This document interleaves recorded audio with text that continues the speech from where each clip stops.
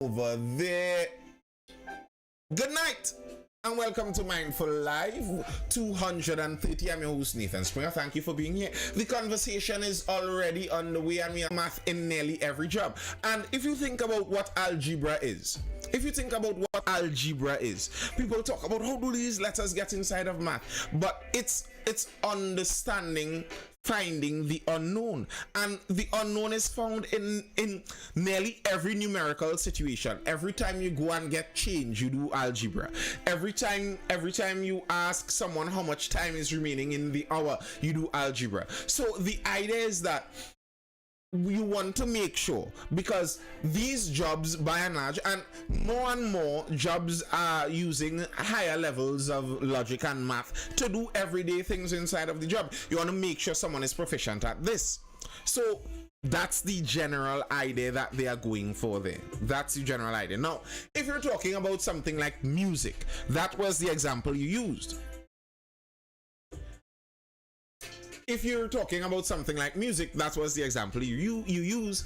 Maybe you could make an argument that math isn't the most important aspect of music. You could probably make that argument, and I might agree.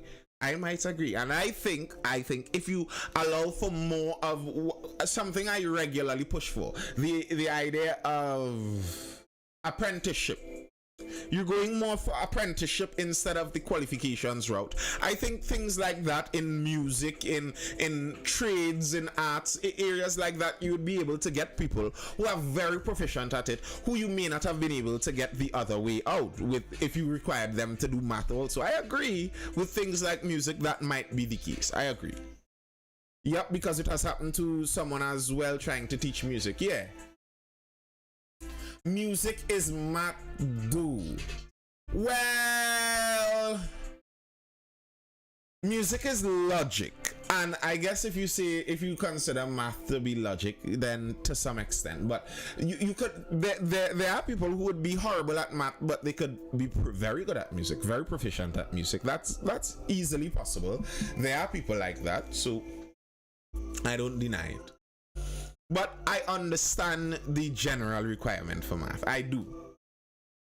Music is limited math. Music is abstract math. Music is abstract. That's why regularly this is a sales pitch. As a music teacher myself, this is one of the main sales pitch for music for children. Music is regularly confirmed as one of the ways you could help expand your child's learning ability. Generally speaking, children who learn music get a little bump on their IQ because it allows a child to understand abstract concepts. It basically allows your brain to see things from another angle, if you would think about it like that. So it's not like it's limited math as much as it's abstract math. It's like doing math with trees instead of doing math with numbers, kind of like that. But music has a kind of natural side to it, the rhythm side of music, where music makes sense to people. You could go to nearly any culture and you could tell when they are playing their music. That means that there is something in music that actually makes sense across cultures. For that to be so, there must be some kind of formulaic something behind it, which would suggest something mathematical too. So agreed. However, the first topic that I'm going to talk about tonight on this Mindful Live, the first story that I'm jumping into, it's just another one. And I find something is wrong with these people. Something is wrong with Trinis. I think there's some kind of scam going on, some kind of scheme going on, and we need to get to the bottom of why Trinis keep doing this. Because every week it seems like one of these happens, every single week, and it's as predictable comes. All right, let's see if we can pull that up there. Debe couple goes to Laventil to sell TV, get robbed.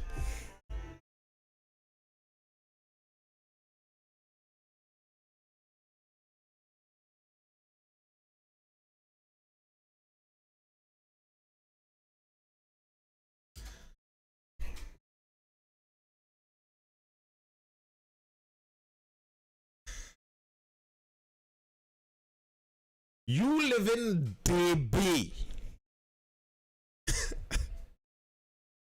You living DB. You would leave DB to go lava. Like, bro, like if you tell somebody meet you halfway between DB and Lavantil, they meeting you in Shogunas. First DB far from that Lavantil. You went out of your way to reach up in Lavantil. No, Ronnie, we have to read the story for the culture. It must be done for the culture as a way of recording this, so that in the future people could look back and be like, something strange was. Let's go. Despite repeated warnings from the police to choose a safe space when conducting cash transactions, the advice appeared to have fallen on deaf ears after a Debe couple was robbed in Lavantil while trying to sell a 40-inch TV on Saturday. Police said that the theft occurred around 11:30 a.m. on Pleasance Road, Lavantil. Police said that prior to Saturday, the couple posted to Facebook Marketplace the sale of a 40-inch Samsung Smart TV. They received a reply from a buyer who asked the 35-year-old man and 48-year-old woman to meet at Pleasance Road, where he would hand them the cash in exchange for the television. The couple arrived at the agreed meeting spot. They parked their car and awaited the buyer. The buyer did not show up, but a few bandits did. They pointed guns at the couple and stole the Samsung TV, cash, and the cell phone. They then ordered them to leave the area. The couple then reported the theft to the officers at the Besson Street police station. I saw the police taking that report real laugh.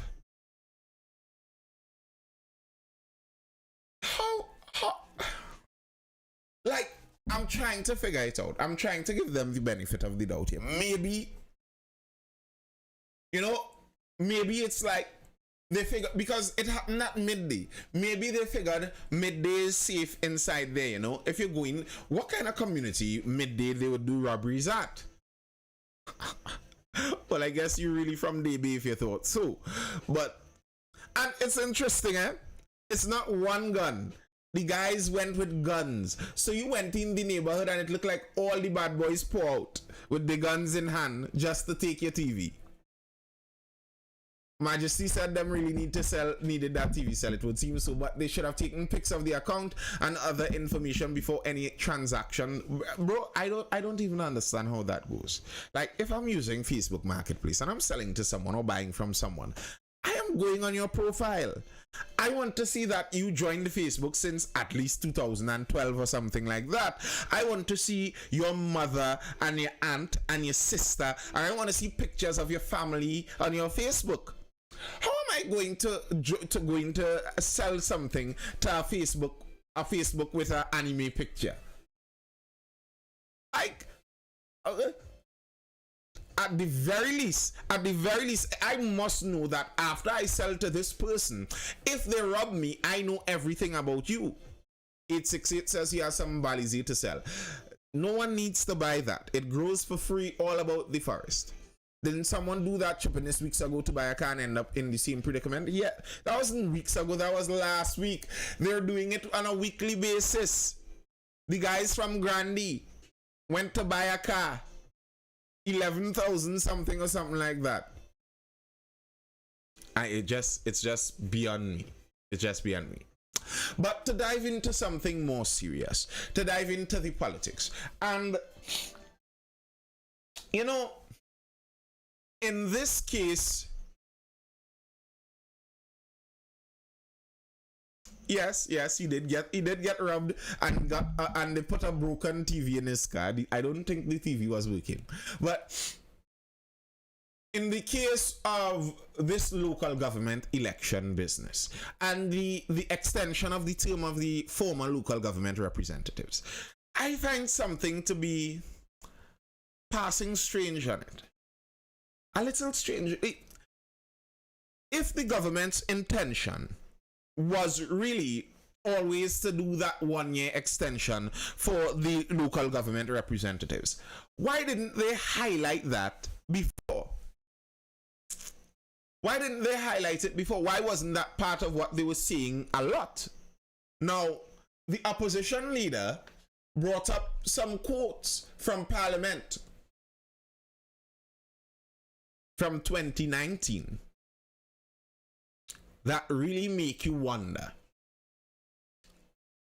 Kamla praises Al-Rawi for 2019 local government call. Opposition leader Kamla Prasad-Bissessar said yesterday that local government minister Faris Al-Rawi was right about a section of the local government reform law in 2019, but what was wrong was cabinet's decision on it in 2022. With legal advice from a new Attorney General, she said the People's National Movement should have implemented the methods used by former late PNM Prime Minister Patrick Manning when local government election was postponed several times. Prasad-Bissessar made the claims during yesterday's House of Representatives sittings. Prasad-Bissessar said the UNC always said we couldn't get someone worse than the past Attorney General, but the present Attorney General is far worse. Lol. She said former Attorney General Faris Al-Rawi piloted the 2019 local government reform bill, which had the sections that were impugned in the recent case on the matter. Prasad-Bissessar recounted how in 2019 debate on the bill, she had warned that the PNM had a poor track record of holding local government elections and would delay it. Prasad-Bissessar noted, however, that Al-Rawi dismissed her claim as nonsensical. I didn't have a crystal ball then, but what I warned the country about in 2019 happened in 2023. They misled electorate, but the Privy Council sent them packing, so they're forced to call election, Prasad-Bissessar said. However, she said she never thought the day would come when I would give Jack his jacket when it came to Al-Rawi. What he said then in 2019 was totally correct. Laters, Rooney. 868 says she need to retire. Well, I agree, but the point she's raising here still stands. To me, that point still stands. The fact that Mr. Al-Rawi noted since 2019 that the intention was not to do that extension, it makes me suspicious. Like, what was the reason then for pushing out this extension afterwards? And I've said this before. I've iterated that before, that to me, the entire thing seems strange. The entire thing seems strange, as in, why would you do it? I was looking at Mrs. Prasad-Bissessar speaking further, and that she spoke about how they don't trust the government and they're looking for international observers. Opposition leader Kamla Prasad-Bissessar said on Monday that opposition did not trust the government to now pass proper laws to validate the actions of local government after the Privy Council, yada yada yada. She spoke on this in Parliament, and she was speaking about bringing in foreign observers and all of that. And then she went on in her campaigning for local government to speak about what they would do with the police and all of that.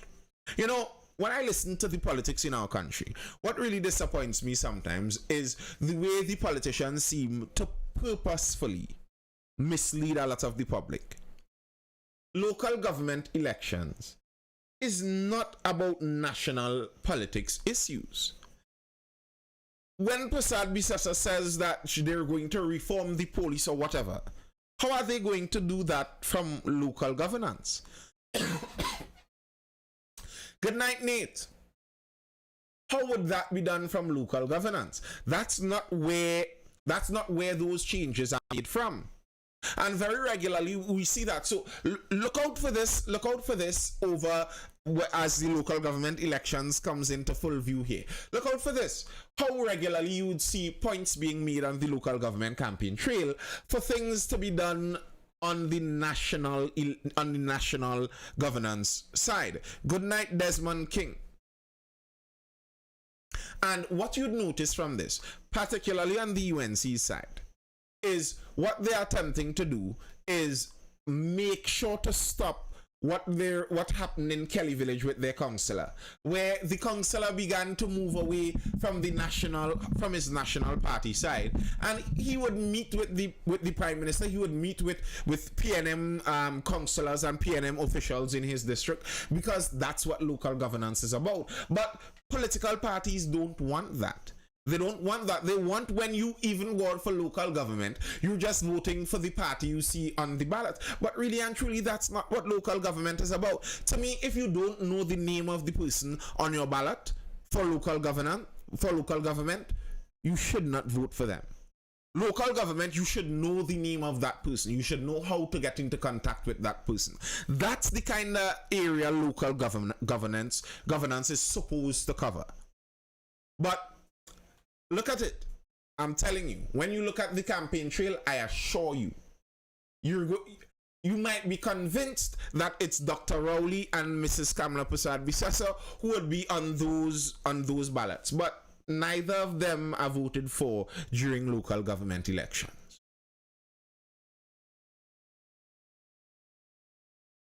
You know, someone said this yesterday or day before, was it? Yesterday, they were speaking about the fact that Mr. Hines said that our 360 degrees radar is working. And I decided, you know, let's go through that article. And it's interesting. You know, nearly everything Mr. Hines says, you could make some interesting content from it. Let me do get any more descriptive there. National Security Minister Fitzgerald Hines says the 360-degree radar system is fully functional, but there is no Coast Guard fleet in the world that can patrol all legal and illegal ports of entry around the country. During the Parliament sitting yesterday, opposition MP Naparima Rodney Charles noted the 234 million cocaine bust last week, and asked the minister to state what urgent measures were being contemplated to ensure that the ports of entry were secured and to arrest the masterminds behind this incident. All right. The thing is, with that 360 degrees radar, I agree with what Mr. Hines is saying there. Even if you have the radar, there's no way you could cover all the entirety of Trinidad's borders. But if the radar is working directly, constantly, what you would be able to tell would be trends. Okay, we can't catch all the boats when they come in, but now we know where the boats come in. We know what time the boats come in. We know the route that the boats generally take to come in. We know which area on land they drop generally, because if you're dropping people or something off on land, it has to be picked up by somebody on the land. So with the 360-degree radar, at least, okay, we now know where it drops off on the land, so we could inform the police. So when we're doing crime fighting drills, when we're doing exercises, we now have additional intelligence. To me, saying that the 360-degree radar is working, but we can't cover the entire thing, still kinda leaves a lot to be desired. It leaves a lot to be desired. If it is working, you're telling me that every bit of contraband that enters Trinidad and Tobago's borders illegally from illegal entry on the oceanic borders, maritime borders, every bit is known and noted by the security services. That's what you're telling me. And if that is true, I find our approach is a bit lacking still.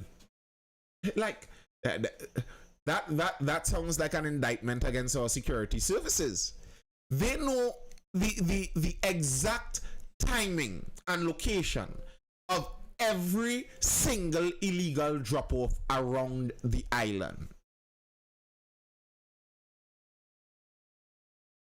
Are you sure you wanna go with that, Mr. Hines? I think that leaves some gaping questions to me. Hines said the matter is still under active investigation.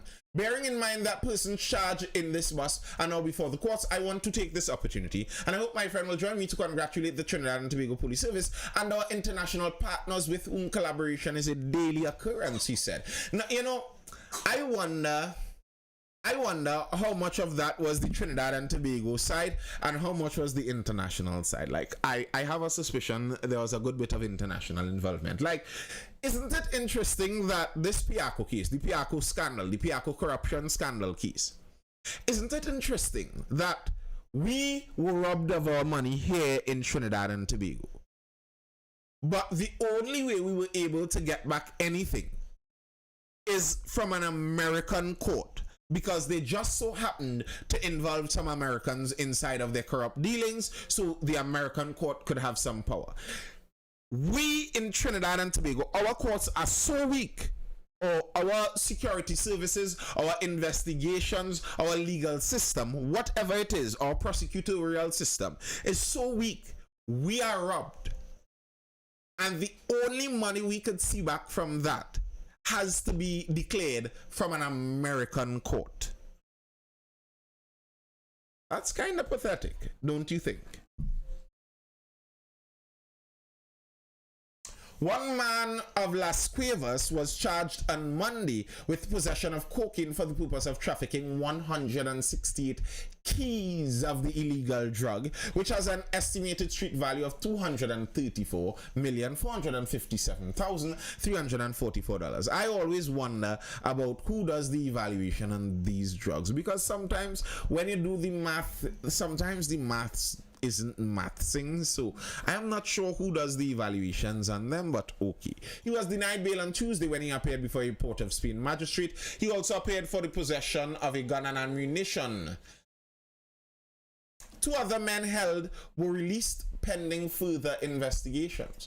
Hines said there were issues of national security and the criminals were listening to these questions and the answers given. In light of that, I would say that we have a radar system.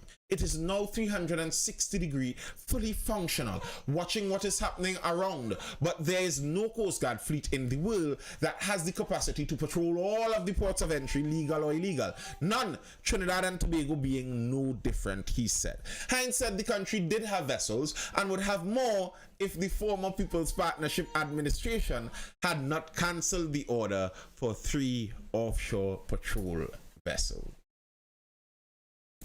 So what do you think, chat? What do you think? Seeing that Trinidad and Tobago has 360 degrees radar, do you feel comfortable about the action you see as a result of that? Does it feel, living in Trinidad and Tobago, seeing the occurrences that happen on a daily basis in this country, does it feel like this country has 24/7 monitoring of 360 degrees of radar around the island? Does that feel accurate to you?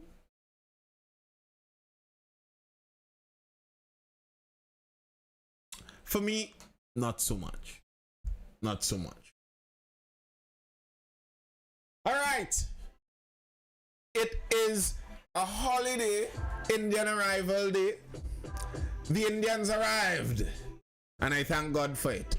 Crime $1 billion market, Mr. Hines is delusional. I don't think he's delusional, and I'll leave it that way. I don't think it's delusion at all. And I've said that before. I don't think these people are delusional or stupid or not smart or anything to that effect. I think I just saw Rhea jumped inside of the live there. Rhea, I have a bone to pick with you. Why is this live not a cooking live? Go bubble that pot, Nathan. Listen, Rhea, my curry has already been made. My roti was towered since morning. Bubble that pot. You're late. You're late. You're late. Real late. But Rhea, let me drop the music as I see you coming here. What are you doing to that young man?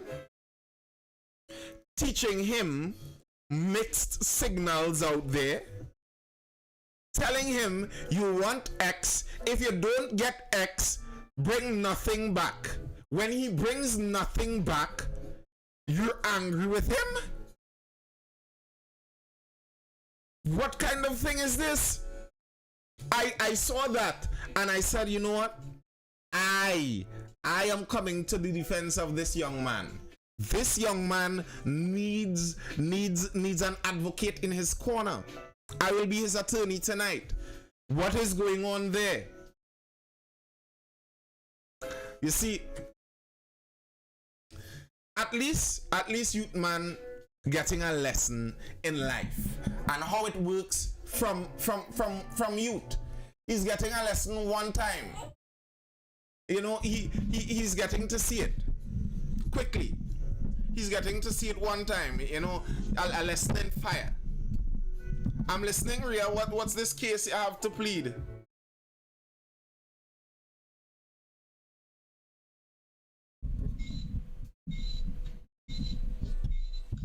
I've come to plead my case.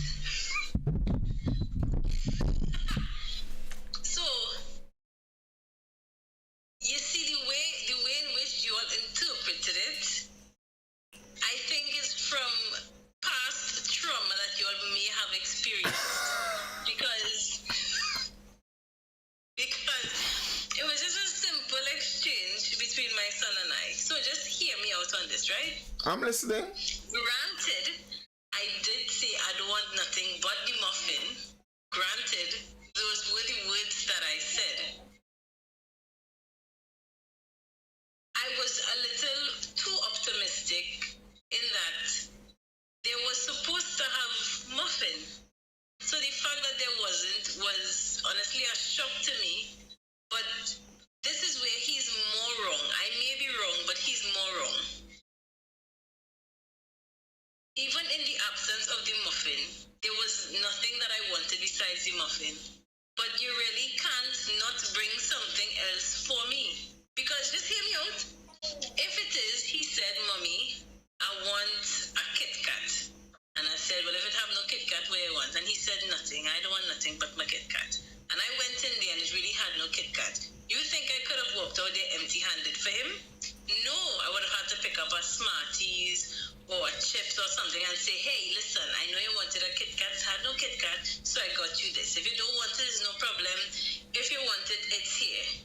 But I would have, one, because of me how I am, I would have never walked out there with something, with nothing for him. I would have never walked out there empty-handed. But two, I would have never even thought, well, hey, I'm going to have a snack whilst he doesn't. That to me was the slap in the face. And I'm appalled that my son would treat me in such a manner that he would not consider me in this whole shindig, because you was really going to sit down and eat a snack watching me not have a snack after I pay for it. Okay, you know, you explained that there, and to be very honest with you, I understand what you're saying, and I think. Thank you very much. I appreciate this coming from somebody who is ready to take up Alex's case pro bono. Wait. I haven't put down his case. Do not be mistaken. I understand what you're saying, but that doesn't mean I am putting down my homie's case. It doesn't work like that. I understand what you're saying, and that comes from the maternal perspective, and you must appreciate that. You just said it, that as a mother, you didn't say as a mother, but the word you missed there is as a mother. You know, as a mommy, if you go into the grocery and your child asks you for a Kit Kat, and you ask him if it doesn't have a Kit Kat, what to bring, and he say nothing. You understand that he said that, you know, in a little angst. He doesn't literally mean nothing. You understand the emotion behind that. As a mommy, you know, okay, and I know what my son likes, so I will bring down the list of his favorites. Okay, it doesn't have a Kit Kat, but I know he likes these whatever M&Ms or whatever. That's the second thing. That's a maternal instinct. Understandable. Perfectly understandable. But you must understand also, everyone doesn't share that instinct. Some people have an instruction-based instinct. Like, the instruction you give me, I am serious about the instruction. When you tell me, no, I want nothing else, I take that as, no, I want nothing else. And the reason you're talking about former trauma there with many people and their interpretation is not just because it's former trauma as if it's not linked, it's literally linked. The men are seeing this and they're seeing the situations they have been in where they were told, no, nah, I good, I don't want anything. What you want to eat? Nah, I good, my belly full. Nah, what you want to eat? Nah, my belly full. You want fries? Nah, I don't want no fries. I want salad. I don't want no fries. Okay, well, I buy any fries. You want any fries? I'll buy a small. No, I don't want any fries. When no fries come back, you're eating my fries. And when I say no, if you wanted fries, you should have said, you say, well, I didn't know I would have wanted until I see it. You see, you should have known I would have want some. No. I shouldn't have known that you would have wanted some. You should have said you would have wanted some. Communication. I thought women always talk about communication, Ria. I thought women so regularly talk about the importance of clear communication. Have you been subjected to such instances, Nathan? Is that where this is coming from? Okay, so let me just speak on behalf of women, okay? Let me just because you're starting to make this about, instruction and whatnot. First things first. I get Rest in peace, Uncle Phil. I get that some people rely on instruction to be able to move forward. They don't know what to do. They're not sure what is the next step until they are told X, Y, and Z. However, I would like to argue that point by saying that is something that people say, not just men, not just women, not just children.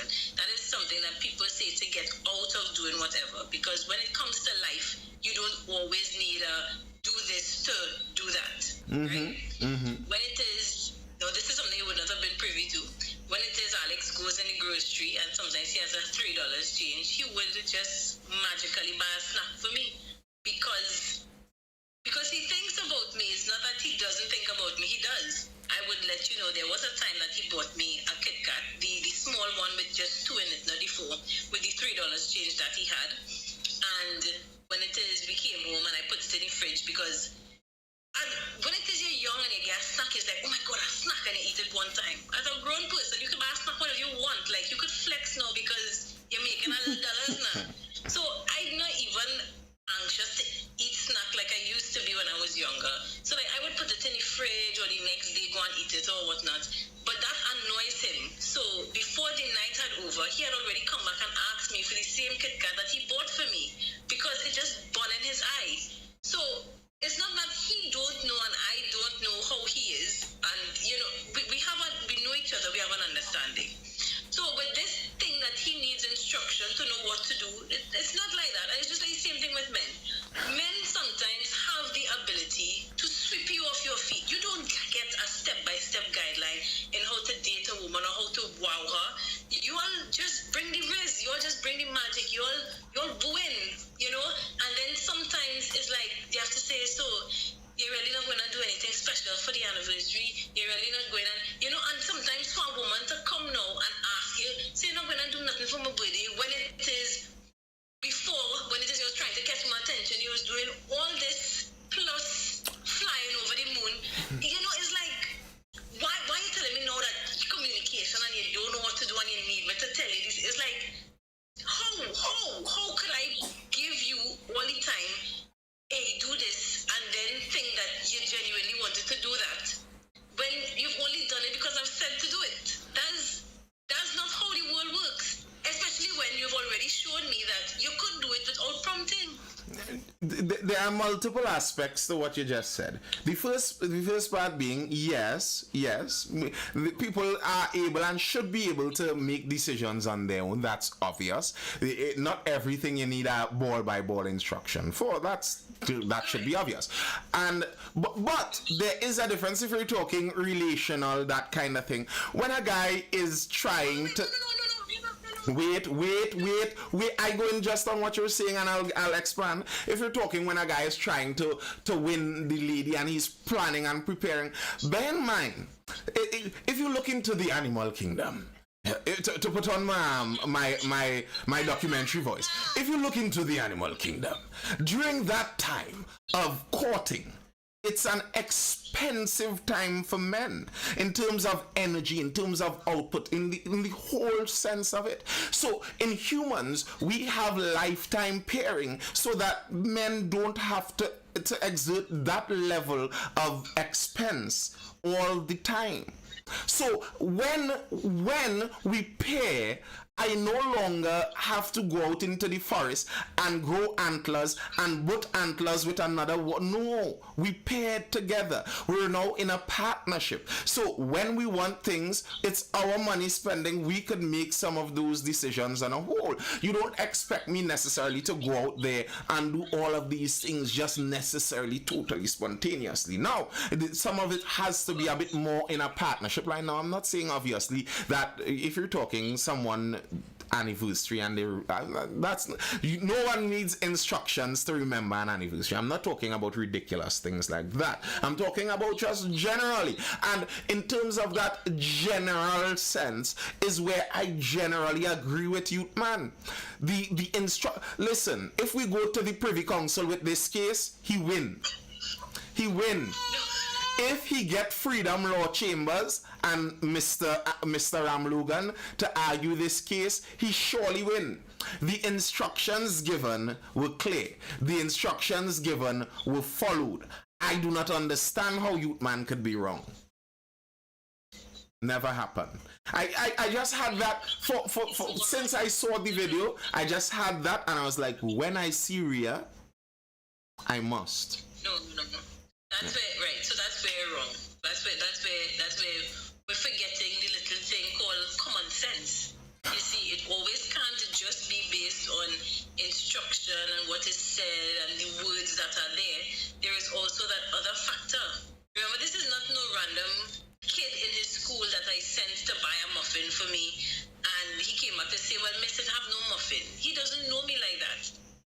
Like my son. Oh, so this was a test of his knowledge of you. You were testing his ability to know you. So let's just relate this to another type of relationship. So this is a mother-son that we talked about initially. Let's talk about it in like the boyfriend-girlfriend scenario, right?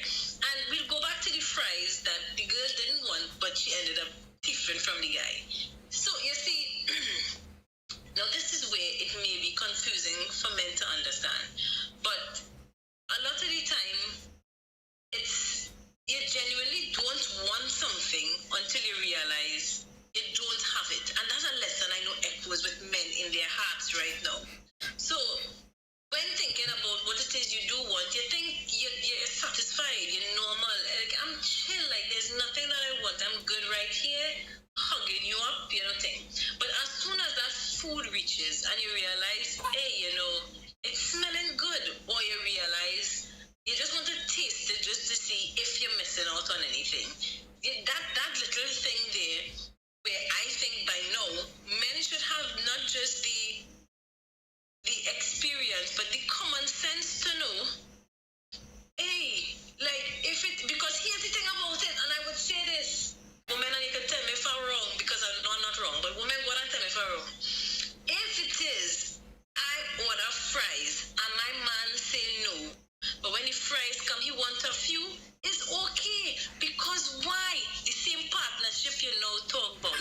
That is now our friend. I will willingly give you some, because I know you didn't want none, or you probably only walk with a $10 on you, and I would gladly share this fries with you. I would offer you, I wouldn't even wait for you to ask. As a woman, I would just jump out and be like, babe, you want some? Because I'm not going and sit down and eat in front of you, and you have nothing to eat. So how my man could go and sit down in front of me? Listen to me. Here's the thing. I don't disagree on sitting down in front of somebody and eating. I don't think that's not what I'm not talking about. I'm not talking about unkindness. Before I eat this, you want some or something? Bear in mind, I'm not talking about unkindness, but I noticed there, and just bear in mind, my wife still eats out of my food. It's not like I don't understand it, but the what I noticed with that, the test of that is basically listening to what you're saying there. It sounds like you're saying you want a guy to understand you more than you understand yourself, because you're saying that you didn't know yourself enough to know that when this food reaches you'd want some, but you're expecting the guy to understand you enough to know that, so he must be able to understand you even more than you understand yourself. Right. I am asking the guy to think about me more than I think. Not to know me more than I know myself, but to think about me more than I. So, okay. I'll the perfect example, right? When it is you're courting, whatever. Well, you know the one thing men love to ask you? You eat for the day? They always do, without fail. Without fail, a man will ask you, you ate for the day? How you feeling? You ate? Around lunchtime, you eat yet? What was on the menu? They would ask you what you eat, because they know that is a way in which they want to be taken care of, and that is how they take care of the person that they love, because they love food and they will make sure they take care of you by food. So when it is people come up with this whole food is a love language, it stems from that. There isn't a man out there that don't like his belly. There are women who love food, yes, but when it is you look at in a relationship, one thing a man for sure not compromising his food. When it is a couple, you could get the chance. I don't disagree with what you're saying there. I ain't really like this, I ain't really like that. But here's a real interesting observation, and that as you're saying that, I don't disagree. A man loves his belly, generally speaking. Men have to live. You have to live. You have to eat to live. Understandable, totally.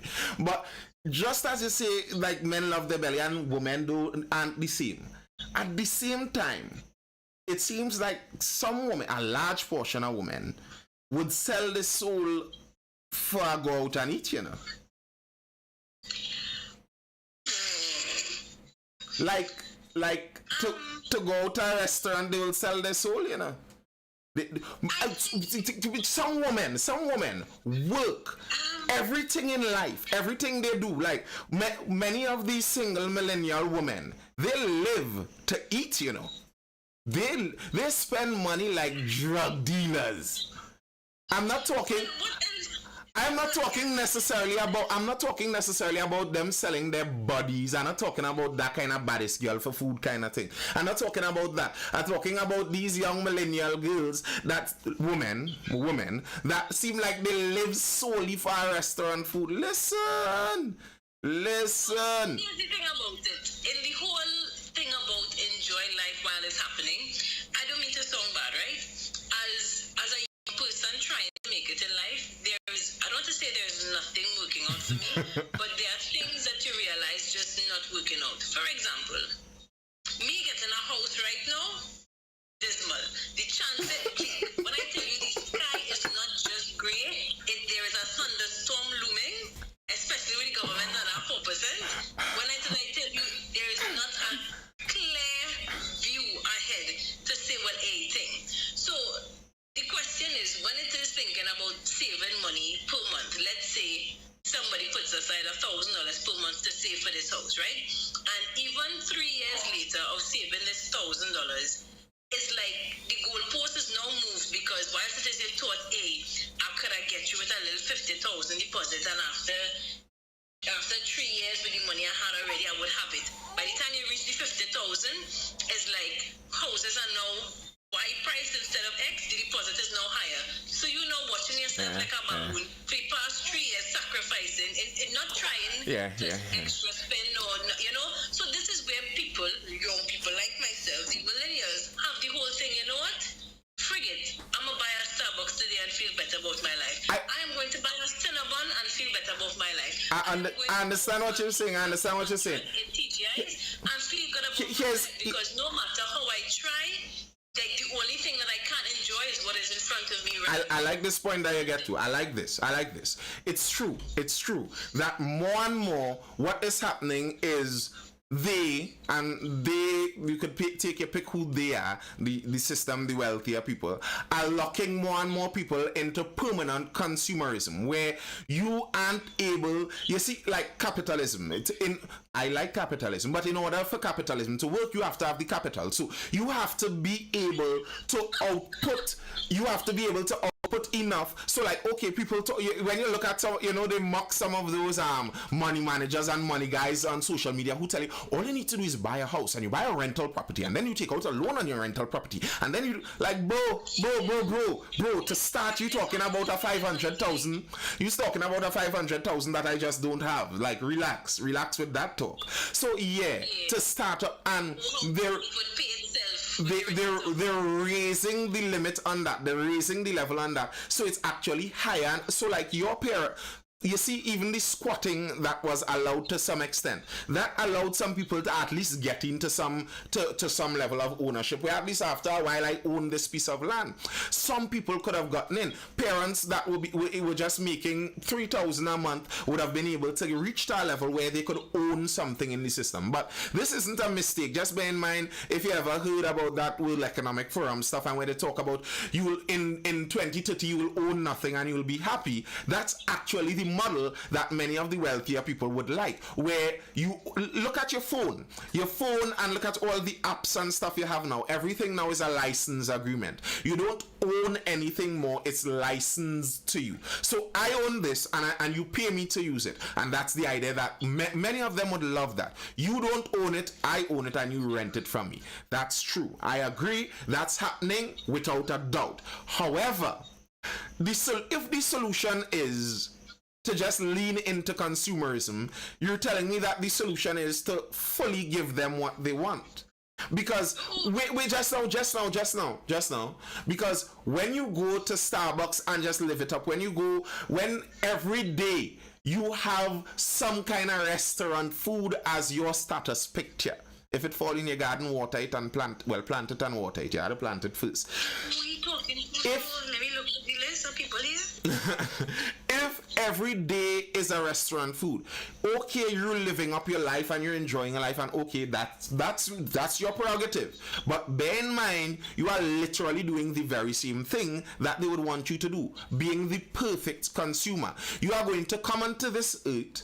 You are going to work, create resources, and those resources are all going to be given to other people. And you're going to die and leave none of those resources for any of your loved ones or anything. All of your resources would be extracted and be given to someone else. That's what they want. You would be the perfect consumer. And to me, like, I understand why you would think that way, but I don't see what it solves, really and truly. So I agree with you, and even though I said to enjoy the niceties in life, I never said squander your money on these things that don't have an actual value or return on investment. It's just something else. That's what I say, as opposed to just tightening your belt all the way, that you don't enjoy these things in life. If it is, you say, okay, you know what, this was a hard week, let me go and treat myself to dinner, as opposed to going home and cook or whatnot. That's what I meant. But let me just ask you about a hypothetical situation, right? So let's say, well, I wouldn't use me for an example because I had my son young. But let's say I was in like my mid-30s when it is I had my first child, right? And I was still in a position where I was renting because the market is trash. But the job I have is a permanent job, even though, it's probably with a loan that I had, probably with whatever. Just securing a mortgage now is not making sense, right? Mm-hmm. So I instead decide, well, you know what I will do? I will invest in a sort of plan. One of those plans with insurances where it is, you're putting an investment amount per month, and they will tell you by the end of 15 years you will get this, whatever, right? Mm-hmm. So I guesstimate that by the time I reach retirement, I would have built up X amount of money, right? If it is, I decide, when it is I get that money, that is what I will deposit on a house with my child, so he now pays the mortgage. Isn't that like a better chance as opposed to me trying to make it by myself?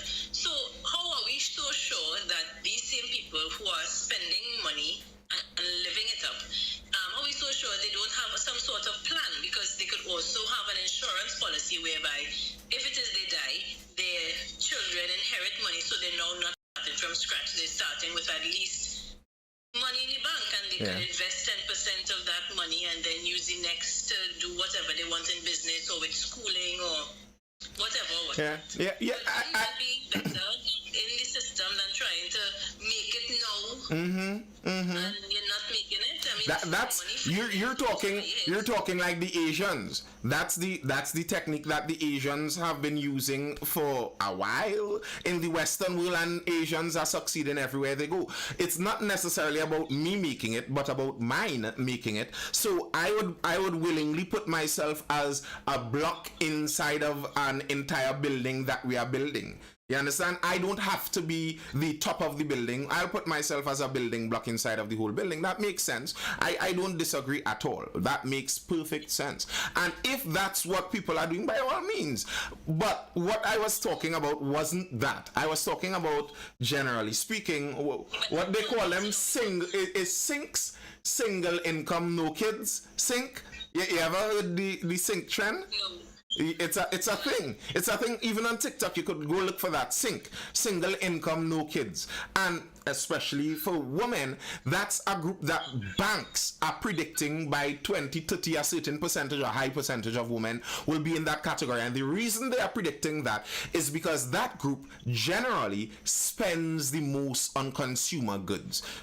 I mean, if a woman isn't going to have any children, that's not her aim. Generally speaking, what she'll be doing for a large part is socializing and spending on consumer goods.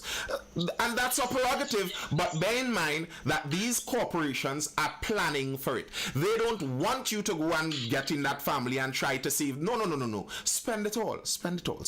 That's great. You're free to do it. Do you think they're not also on the side putting aside? Because, I mean, if it is... I am talking about the banks that have your money in it.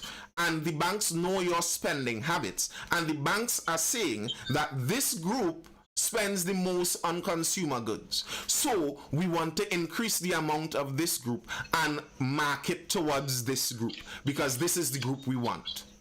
That's what I'm talking about. But here's the thing about it. I think, I don't know. I'm not the statistics guy. I know that's your specialty. You can just go and research this and then come back to us.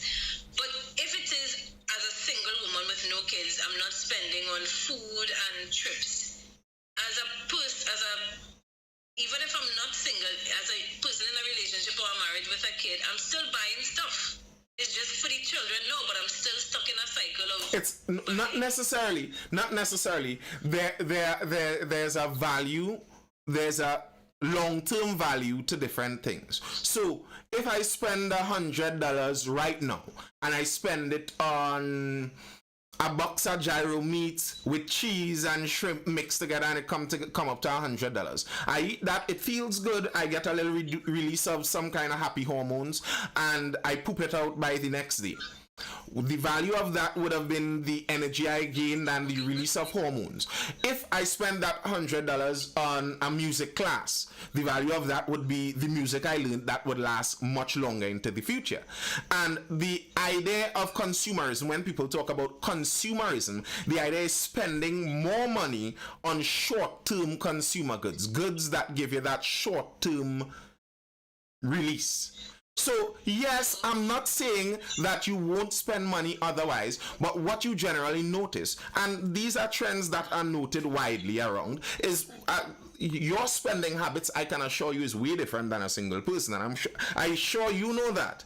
A lot of what you spend is in going to your son, and even if it is consumed in his use, even if it's food that is consumed in his use, it's food that builds him up to be a stronger person, which in the future would be a longer term reward for you than the sushi you would have for dinner. Building him up, but the food is single person eating from the jar man and poop it out the next day is not building them up. No, but hear me out, right? So I get what Long you're saying with term. regards to I'm talking long term. How long do you expect to live versus how long do you expect your generations to propagate? I mean, if you're going to die and you aren't going to have any children, I'm not saying anything is wrong with this, and I'm not saying one is wrong, one is right, one is better, one is worse. I'm just pointing out a reality.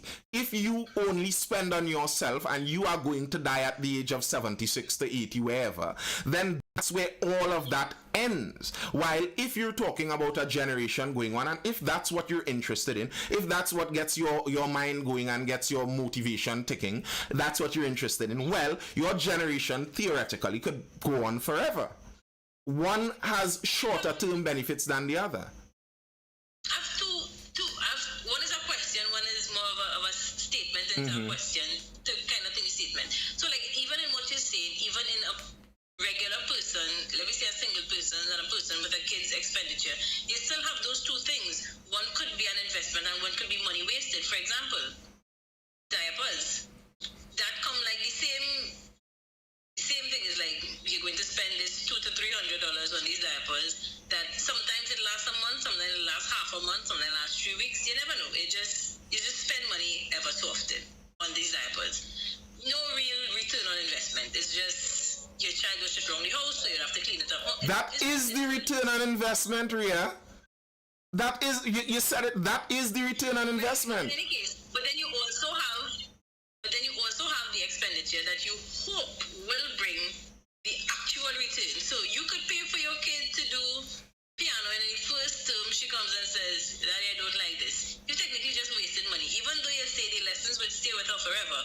In 20 years to come, now I know you have like a super brain, so you're thinking you remember everything just like Sheldon Cooper when he was young. I cannot even remember what I did 2 days ago.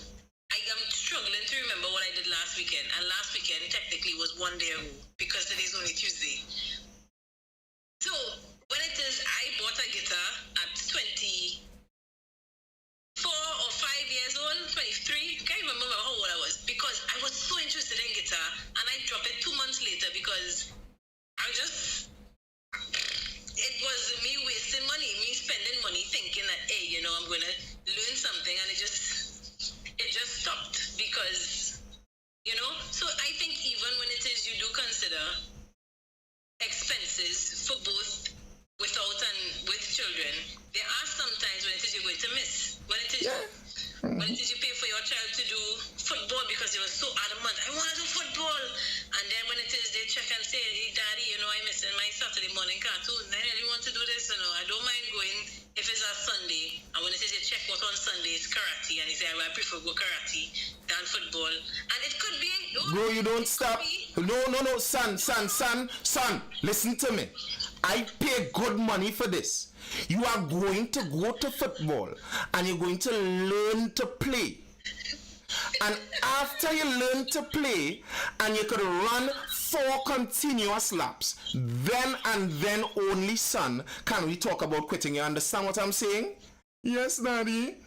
End of that. You see, some of these things, no, don't get me wrong, I understand what you're saying, and of course, I am not saying that if you spend money on a child, it's default going to be better money than if you spend money on yourself. That's not what I'm saying. I'm not saying that, but what I am saying is that there are considerations that could be made to spending money on longer term investments and spending money on shorter term consumerism. There is that, and it's not all random.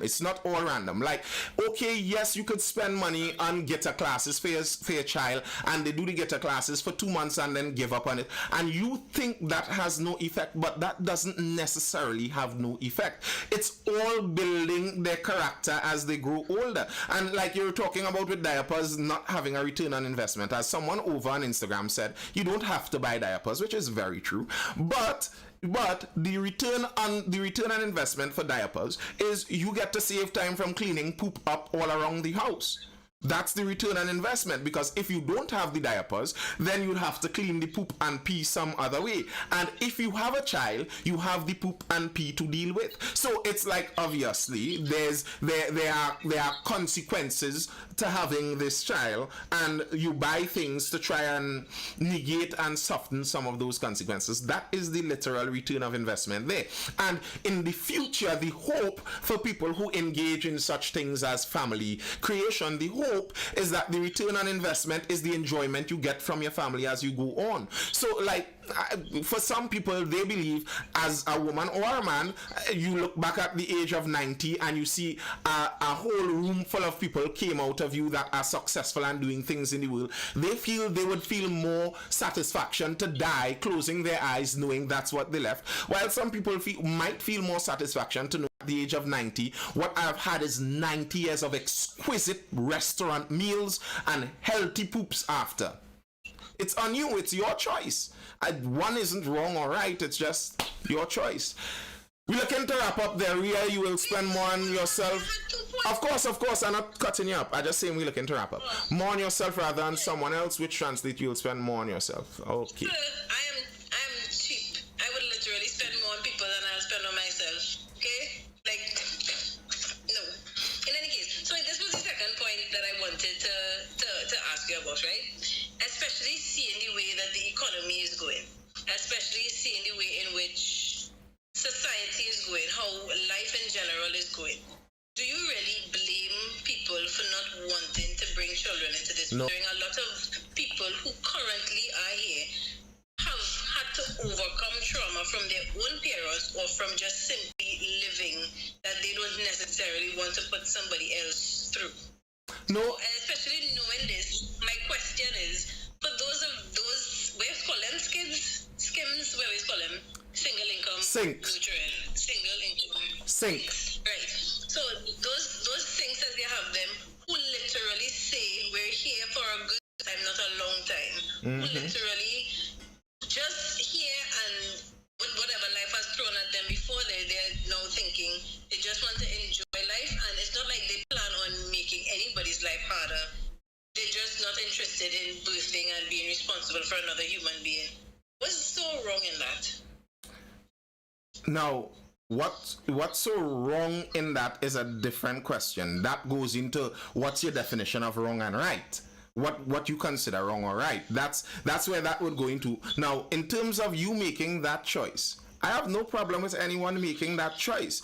That's a choice. That's all it is. And if you're asking me if I understand why someone would make that choice, totally, fully. It's a very difficult thing to look at bringing children into the world and having to rear them and go through all of that. Looking forward at that, it's a very difficult thing. And as you spoke about with the house and stuff, if it's by myself, I'm sure I could live renting. But talking about a family, and you look at a house, and a family house is $2 million. How on earth am I? Yeah, I understand totally. It seems impossible. A counterpoint I regularly make to that, just as I say I understand it, the counterpoint I regularly make to that is I think some of that comes from how we are taught to approach life. The upbringing we have had is a very soft upbringing, because there have been all humans born before us lived in harder times than us. Yet we consistently believe that our time is the most difficult, which is not true. Now, it's not saying that it is not difficult, because for what we have experienced, I make this example when I'm talking about, like, for young people, like for a 15-year-old girl, if she, like the girl who burned down the school in Guyana, if she is stopped from speaking to the guy she loves, that is the biggest issue in her life. You could consider that to be an insignificant issue, but for her, that is the whole entire universe of her life. Think of it what you may. So I understand that in terms of for the individual, it feels like impossible, and I understand that. But in terms of reality, realistically, it is not as hard as you think. Let's be honest with that first. That part is no. On the other hand, as I said, it is the wrong or right of it is dependent on what you consider wrong or right.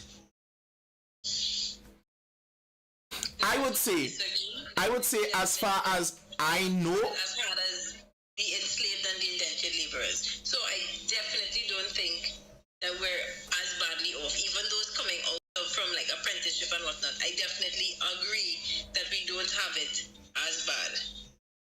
But that is when it is you mainly consider physical and what's the word? Physical and something barriers, but what you call it, like the other bar, the basically a skin, the barrier of Other than that, I would say, not that I think mentally, spiritually, emotionally that we have it harder, no. But I think, especially with what is available now, we're still not at a place where we should be with regards to how things are dealt with and treated. Correct. My counter to that is I think that is utopia. We will never be at that place. Like, if this world stays existing for another 50 million years and humans stay, I don't think we'll ever reach that perfect place. I think each generation that comes will be like, wow, it's so difficult. It's so difficult. That's the challenge of life. That's the pull of life. There's that pushback against you that makes it difficult. And what I will say on the wrong or right direction, and why I lean on one side, it's not like I am perfectly neutral in it. I spoke about this before. I am pro-natalist, but the reason I would say for that is when I look at the results of it, to me, looking at the results through life, one outcome seems to have a better result. One outcome seems to pretty obviously have more likely of a worse result. So, like, I love my daughter. If I am to give my daughter advice on what I know, I will give her advice on that. So that's the direction I would take it in. In terms of wrong or right, to answer that, it's on what your view of wrong or right is. But in terms of the outcome, that's the, like, especially with the relationship and life decisions and that talk, that's the angle I like to go at. What outcome you want? So what's the outcome you want? When you reach 90 and you look back at your life, what's the outcome you want? It's according to that. That's what we could talk about if your decision makes sense or not. If you want a certain outcome, fine. You do what needs to be done. All right. Right. So here's the question. No, wait. So here's the question on that, right? So if it is, you were to say, well, there's no right or wrong answer. Correct. It's all dependent on you, your views, life, etc. As a woman who does not want kids, what would you tell her is a good reason for having children?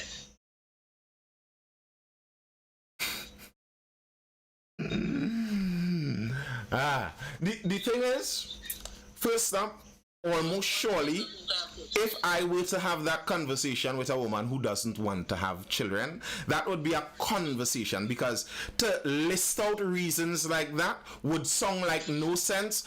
What would happen is I would say that, okay, a good reason is that you'd have company as you age. And someone would say, well, you could have good friends to replace that kind of... And yes, it's true, yes. Every reason I say there would be counter reasons. So for something like that, very likely, in a case like that, it would be a conversation. I'd ask her, okay, so what's the...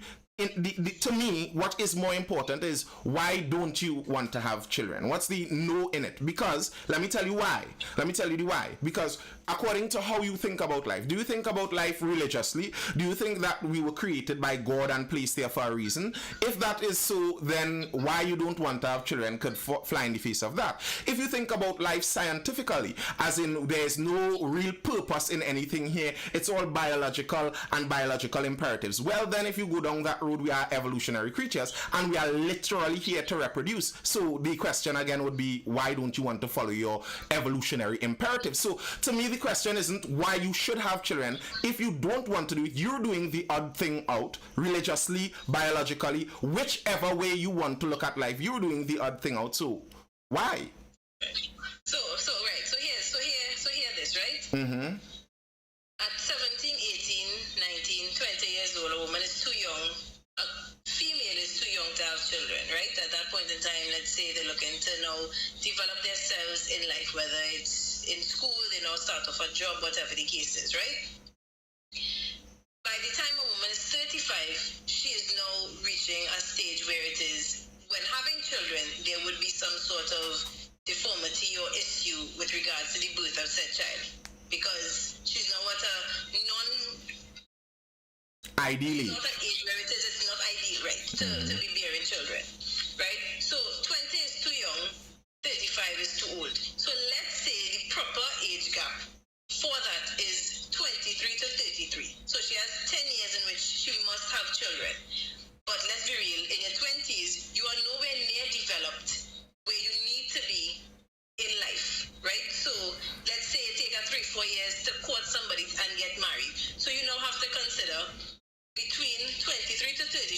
must meet somebody, spend 3-4 years, get married, have a job, finish your studies, establish yourself to a certain way that you can actually now afford this child. So you need to be able to do all this, and this is just one child we're talking about. We need to be able to at least do all of this within a 10-year time frame. And we just discussed that the world is not getting easier. And granted, it is going to, you do then get backlash. Even if it is you're married, if you and your husband have a child but can't financially afford it, if you and a husband have a child and you're living in a 1-bedroom apartment, if you and your husband have a child, you all don't have a car, you're all in trouble. So at no point in time, it seems that when it is, you can put things in place to have a child, that then it could be done, because by the time you say, okay, I have this, I've done this, I've put this in place, I am ready. You're now reached the ripe old age of 35 and they're telling you, well, ma'am, if it is you're going to have kids now, you might have this and that to do, so we recommend that you do this. So now you have to pay an extra set of money to now try to have an at least close to normal pregnancy. So at what point in time should a woman be like, you know what, I am ready to go through, like, I know you're saying it's against the natural order of what it is to be a woman, because with how our bodies are, it was made to bear children. Granted, in this day and age, how you're supposed to be naturally a woman and then survive and then live normal in the world. Here's the thing. I don't disagree with what you're saying there. It's a dilemma. It is a very and to me, that's why I regularly say I think some of the parents did some of the younger girls some injustices. And this is why I point at some of the older ladies now. I think what you just said there is what some of your age group should be telling to the 16-year-olds. You're not telling them they have to have a child. You're not telling them they have to go to university. You're not telling them they have to have the child before 35. You're not telling them they have to freeze their eggs, but you're giving them the reality as it exists. This is what lays before you. And here's where I think some of the issue is there. Yeah. I think we were sold a lie that we could have it all, that life comes in a way that we could get everything we want. While the reality for every human that has ever existed, they understood that there are some things you are just not going to get. Life is very limited. The amount of things can be done is unlimited. The amount of time we have is very limited. The amount of things you are going to do in your limited time here is limited. So you have to make those choices. And there are going to be some things that are going to be sacrificed. So an example, and I could give that example because my mother is proud of that. My mother had children starting from 19, her son starting from 19. She didn't go to any university. I could tell you now, if you ask her if she regrets not getting a bachelor's degree instead of having 3 sons and raising them and having grandchildren, etc., she will tell you that choice she made, the choice she made was the better choice for her. But she could not have done both. She could not have done both. It would not have been possible. And some people are trying to do it all, and you cannot do it all. You will frustrate yourself. Here's my question, right? Mm-hmm. You're saying you would ask her no if it is she thinks she made the right choice, and she'd say yes. Question. Mm-hmm. When she got pregnant as 19, did she think she had a choice? Was it a decision that she made? Hey, I'm going to start she was married. Family? Did she make? Yes. Oh, okay. So she made that decision. Yes. It wasn't something that happened. And I think that's where society is different today. In that exactly we don't have marriages at 19. Exactly. And that's what I'm saying. I think the older woman should be sitting some of these 16-year-old girls down and instead of telling them be an empowered girl, be free, go out there and live your best. No, stop BSing them and tell them the truth.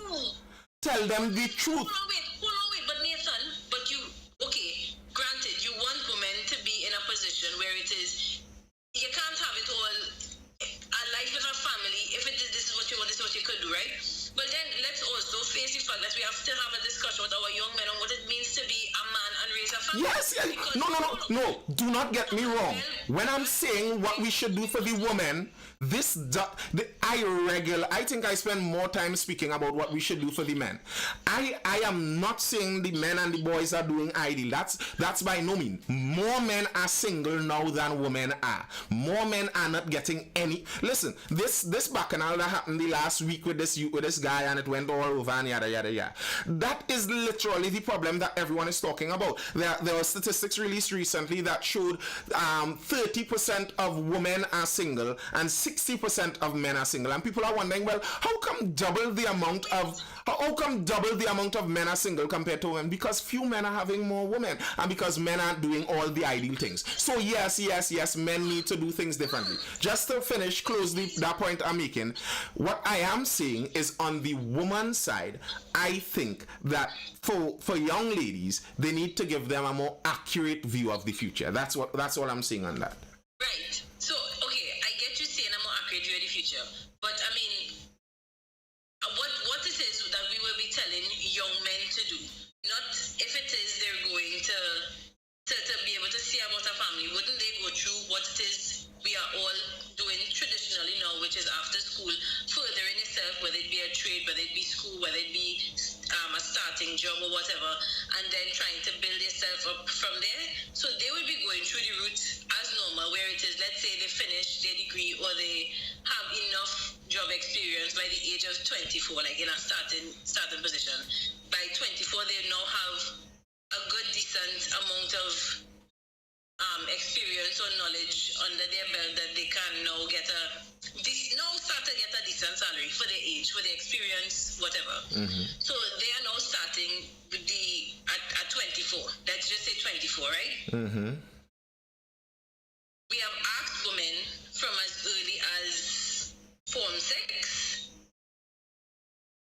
to consider if they want to do it. So men automatically, definitely, because they are providers, going to do that, right? My battery's low, right? Are they going to do that, right? Women, however, have to decide from teenager, basically, if they want a family or they want a career. Or what kind...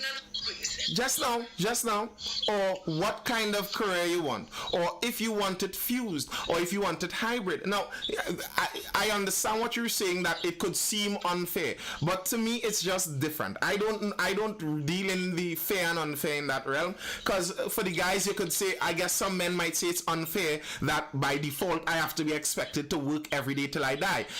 We had this conversation very similar to this already, but I don't think one or the other is necessarily unfair. It's just different. It's the reality. Like, there is no way around that reality. You could lie about it. You could try to sugarcoat it. You could try to dance it up and dress it up in some other untruth. But the reality is, that is what the young ladies have in front of them. If you want to lie to them and tell them what lays in front of them is the same thing that lays in front of the boys that they are pairs with, that a 16-year-old girl has the same life in front of her as the 16-year-old boy she's seated next to in school, then if you want to lie to them, you could do that. But we know that's a lie. And now we are seeing the result of 30-something-year-old women that at 35, they reach the point of geriatric pregnancy, and they have never heard the term geriatric pregnancy because no one told them that. No one told them that you have a limited time to do this thing. So I am not saying, again, that you have to force them in one direction, but let them know the truth, because it is the truth. There's no way around it. That's the problem. And we have tried. The birth control pill was initially for that. Abortion was an attempt for that. They're trying. They keep trying. That's why progressives, people who want to progress the world to that point, they insist on trying these things. They're trying to minimize all natural differences between the sexes. And the reality is, nearly every method they do to try to minimize those differences, they kind of just increase them. There's no way to avoid the differences. So what we need to do is confront the differences and teach young people honestly what lies ahead. That's what I'm saying. It's the honest truth. I think we're lying to too many young people. You cannot have it all. That's not how life works. Unfortunately. So if it is when it is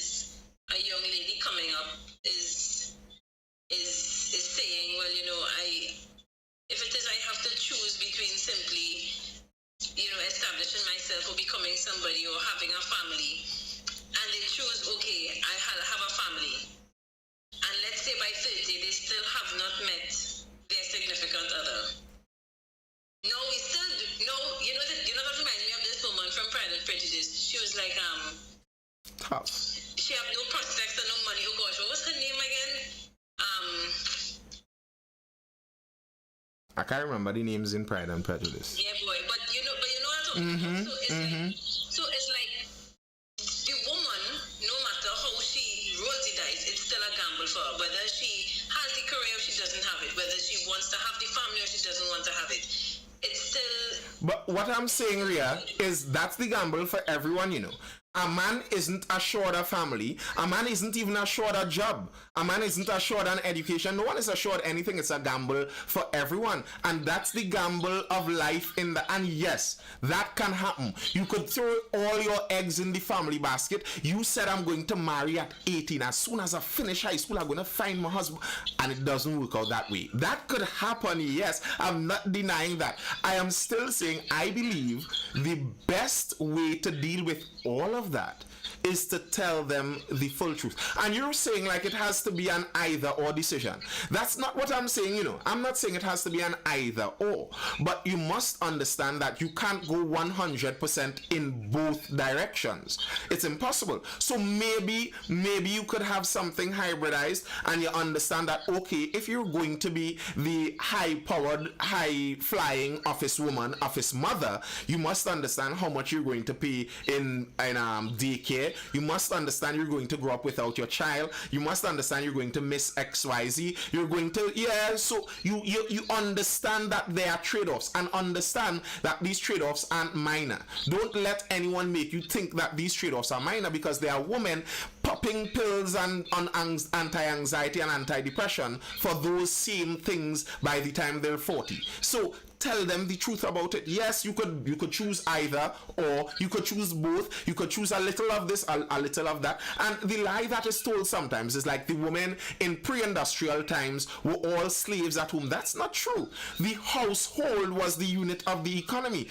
All women worked all through time. What do you think? After the baby gone to sleep, the woman just go and lie down on a bag of hay? No, women always worked. They always work, and it's what will happen. And I think we're actually seeing more of this since the pandemic. More women stayed at home after the pandemic. They didn't go back out to work. More of them found out that there are different jobs you could do from at home. There are jobs you could do working at home, different things. And maybe some of that might be some of the alternatives we need to teach a little more of. Any further questions, Ria? Yeah, and also the reason why it is you have a higher statistic of men being single is because men don't claim girl. Let's just take Shai Pan in the corner here, right? Who is our bird's boss? But no, I know. But on a serious note, I am saying that a lot of men, particularly those who are now developing their career, correctly so, are telling women that I'm not interested, or I don't have the time or the ability to commit, the emotional capacity to engage in, etc., etc. But that doesn't mean they're without not wanting. So they still engage in their episodes and escapades, and at some point in time, it's not necessarily that they relay all this information across to the female. They just make it sound like, I'm just in a rough patch right now. So, some women, stupid women with, the knight in shining armor, whole routine, Shakespeare thing already put on, they come now thinking, this person just needs a little bit of love, because that's what we grew up knowing, you just need somebody there, just... The reality, and I could tell you. I could tell you, this is the reality of that. This is the reality of that. You're saying it like if the reason that is so is because the guys are lying, but it's not really. The reality of it is more men are single than... Listen, what that guy showed you there is that statistic.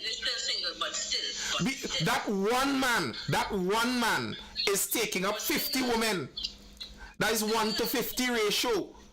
So one man is taking up 50 women, and for those 50 women, many of those women, he might have been the only man they were with, At the moment, they are a one-man woman. They're loyal to the one man who is loyal to all 50 of his women. And that is the reality. That is the reality. There is quite a bit of that. There is, and the case is, the reality is, Ria, that women like the same guys. Oh, I thought you was going to say Man is dog? man is trash. No. If you all go for the 10% that you all like, and then 5% of the 10% are dogs, and they have a million women running them down, so they're going to abuse that. That's 5% of the men are dogs. It just so happens that 50% of all women have all interacted with that 5% of men. But there are 95% other guys there going to work and coming home, watching the anime, home nice and good, you know, in the little football group chat. You see how you skin up your face? That's why you all get that 5% of dog men. Because the 95% normal fellas who watching the one punch home and behaving themselves and playing their Fortnite online. That is not who you want. Listen, I had a sleep, eh? Supposed to go, but they don't tell me where I could find these 95% of people who just go to work and go. But don't tell me any people office, because I can't just enter the people office.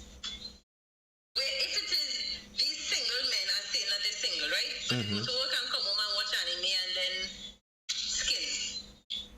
Where are they supposed to meet anybody? And that is a problem. That is highlighted where many young men are not only not dating, but they are taking themselves off the market. And there's a reason for this. Now, this isn't to excuse the young men. Young men, grow some balls and go back on the market and go and try and put yourself out there. But the reason for this is they are seeing that Mr. in the Benz with the gold chain is pulling all the girls, and these girls coursing on me. And when I go to attempt to talk to them, they insulting me. I go in a girl inbox and say hi. And she posts me up. So many of them are taking that, and there are many guys who have zero game. They're afraid to approach a woman. There are some guys out there in the teens, probably in the early 20s, and never had a one-on-one conversation with a woman. There are men like that out there. Yeah. What is that? Right. So hear this, right? I love how you just said, you know, they would think to approach a girl, but these girls only seem to like these kinds of guys, right? These men who are approaching these women who like that type of guy, why they don't approach the women who not into that type of guy? Because trust and believe they're out there. Where? No, because the same way he's thinking, well, women think he nerdy and he's watch anime and he's a lame. He's watching other women thinking they're lame too. So you want a body, right? Even though you're not the male version of a body. A real body wants a male body, right? Here's the problem, Rhea. You want a body, you're a nerd. Rhea. You want a body, Rhea. but you don't want the nerd woman. Rhea. And then you're wondering why the body woman don't want the nerd man. Okay. Even though you as the nerd man don't want a nerd woman. I understand what you're saying, but listen to this. The dating websites explain this because people can't lie when they swipe. I'm not on there, so I don't. I'm going to explain it to you. They explained why this happens. Because nerdy girl who is a 4, she wants the 10 guy. Pretty girl who is a 10, she wants the 10 guy. Nerdy guy who is a 4, he might be okay with settling with 4 nerdy girl too, but 4 nerdy girl doesn't want him. And here's the thing, a 10 guy will dabble with a 4. If he's a dirty guy, Rhea, tell me if I'm wrong, the dog men, if they are 10, won't they dabble with everything below, down to 1? And I can't say. the man is dog. Rhea, you call the men them dog. Correct. I could agree with that, actually. There's dog. Of course, they will. Wait, let me finish the point. They will dabble with all going down. So sometimes you have 4s, and you use that example, so we're using that. We understand what we mean. I don't generally classify people like that, but you understand what I mean. So sometimes you have 4s as a woman who believes that they could pull 10s because they have 10s who will, and that 4 now, when she meets a 4, she thinks that 4 is beneath her. I am not a 4. Look how that me nah. But Nathan, on the flip side, there are men who are 4s who will not date a 4. They will only want to date the 8+. I don't know much men like that, Because as I say, they're watching the body. I don't know much men like that, With a nice shape. Rhea, I think Rhea. They're like, oh my God, she's so pretty. Oh my God, she's so this. Rhea. Ria, I think you're assuming that life is for men the way it is for women. Yes, the 4 would look at the just now, let me finish. The 4 would look at the 10 and he would dream. Yes, he wants. Yes. But men don't have the ability to be delusional. We don't have that privilege of delusion. Because girls don't mistake to pop your bubble. Listen, big man. Girls will let you know if you're a 4. There's no man that is a 4 that is misunderstanding if he's a 4. Brother, if you're a 4, you know. Because your brethren let you know, the girls will let you know. There are lots of girls who may be under 5 and no one has ever told them. Men don't have that opportunity for delusion. The brother man who is a 4, know he's a 4, he don't approach 10s. He looks at 10s online. That's how it really works, Ria. I don't know where you are liming, but you don't generally see 4s walking up to 10s. It's just that a woman who is a 8 will see a 7 man as a 4. A woman who's a 8 might see a 8 man as a 4. A man who is right on her level. She is looking for the top guy with the Benz and the gold chain and the 50 other women, while the guy who is right at her level, he's good. He isn't good enough. So he's a 4. How dare he approach me? But he was actually an 8. That's your level. That's what you. That's the. You have me singing red pill here. Yeah, you have me singing like a red pill guy here. Listen, fellas, be monogamous. Up your value, become high value, and be monogamous. Don't go and play the fool out there. What are you saying? There are men out here. There are men in Trinidad who, granted, it have some people even on TikTok who I don't know how they married. I wouldn't lie. I don't know how they married because them not looking good. Some women not looking good, and they have husbands. But let's be real, them husbands ain't looking too great either. They ain't even looking right. They terrible all wrong. No comment. It have men who would go after a particular type of woman that simply don't like them or don't want them, but they would go after that particular group and they would try to say that they have certain things. They have money, they have status, they are this person, this title, this whatever, in an attempt to show that they are bad too, but not in a bad way, in a good way. You know. But for somebody just like them, for somebody who is their counterpart, the same 4 and 4, he's not watching her because she's not somebody very interesting. She's not somebody who captures their attention. She's boring. No.